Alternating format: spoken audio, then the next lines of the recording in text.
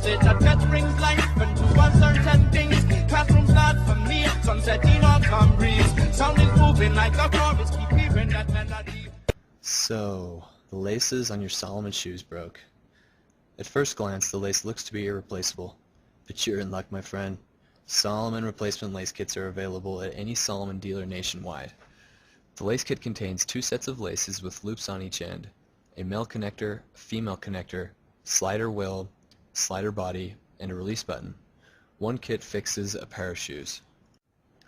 You will also need scissors, cigarette lighter, paper clip, and pliers to complete the relace process. Begin by using the scissors to cut the broken lace from the shoe. Be careful not to cut the eyelets in this process. It also helps to only relace one shoe at a time so that you can compare your relace with that of the original. There are 2 types of lacing techniques on Salomon quick lace footwear. The first is the asymmetric relacing technique, in which both sides of the lace have separate attachment points, giving you the ability to create a custom fit by tightening each lace independently. The second is the symmetric lacing technique, which looks like the standard lacing system that you're familiar with. Identify which lacing method your Salomon shoes is designed for. Separate the 2 laces in your relacing kit. When relacing asymmetrically, take one of the laces from your kit and fold it in half. Cut the lace at the fold. This will give you 2 laces with 1 sewn loop at each end. You will not need any loops when relacing symmetrically. Cut off both loops, giving you 1 long, loopless lace.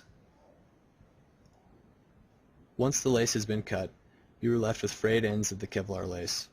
Slide the black nylon sheath down the lace, exposing the yellow Kevlar. Cut off about a ½ inch or so of the Kevlar, then allow for the nylon sheath to return to its position. Then apply a brief flame to the frayed end of the nylon sheath, causing the frayed fibers to fuse together. Carefully mold the fused end to a point with your fingertips. This will help the lace to pass through the eyelets in the following steps.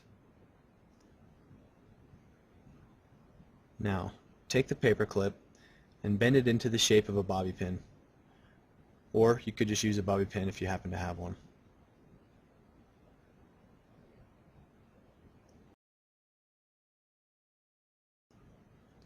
Insert about 2 inches or so of the fused end of the lace through the newly bent paper clip. Then insert the paper clip through the lowest medial eyelet as a threading needle. The medial side of the shoe is the side in which the arch is on. Pull the lace through so the looped end is at the eyelet. Then take the fused end of the lace that you just pulled through the eyelet and pass it through the loop of the lace, securing the lace to the eyelet. Voila! The first lace is attached. Now insert that same lace through the lowest eyelet on the opposing side. You are now ready to work on the second attachment point.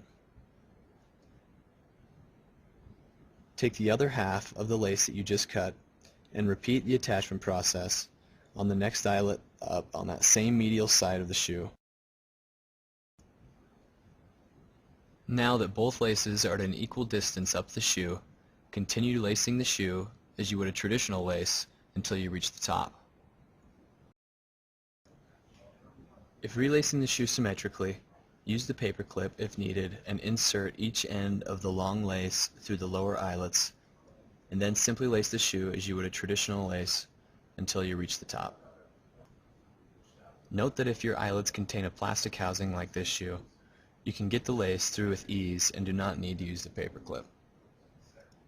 You are now ready to assemble the lace lock. Face the shoe so that the toe is pointing toward you.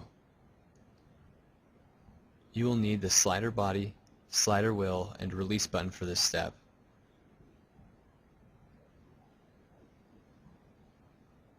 Insert both laces through the bottom of the slider body. You will now insert the wheel. The wheel has 2 different sides.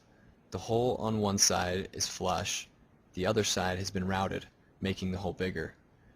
Holding the 2 laces apart, insert the wheel so that the smaller hole is facing towards you and is visible through the slot in the slider body.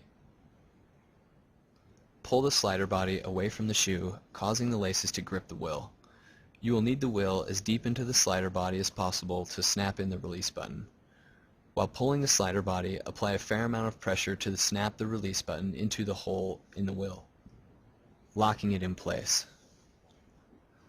Once the lace lock is assembled, loosen the laces, then position the lace lock so it is sitting just above the tongue, allowing enough slack for entry into the shoe. Cut the excess lace about 2 inches to 3 inches above the lock so that both laces are equal in length. Discard the excess lace that you just cut off.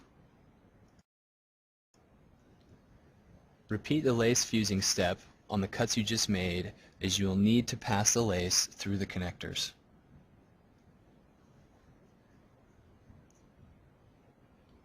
You will now use the 2 connectors that came in your relace kit. Insert the lace through the small holes in the connectors. Place a female connector on one lace and a male connector on the other.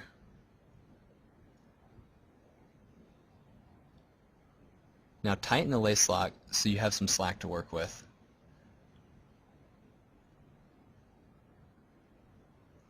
Then we're going to tie a knot at the end of both laces.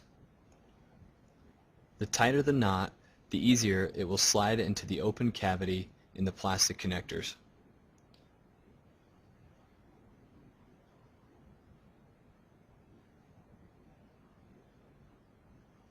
If available, use pliers to tighten the knot to make it smaller.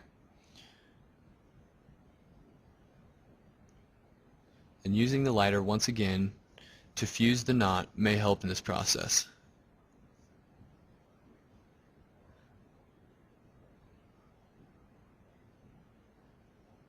Now, slide the connectors to the end of the lace so that the knot is nestled deep inside the connectors. Snap the male and the female connectors together, and you're done, baby! Congratulations. You just relaced your Salomon shoes.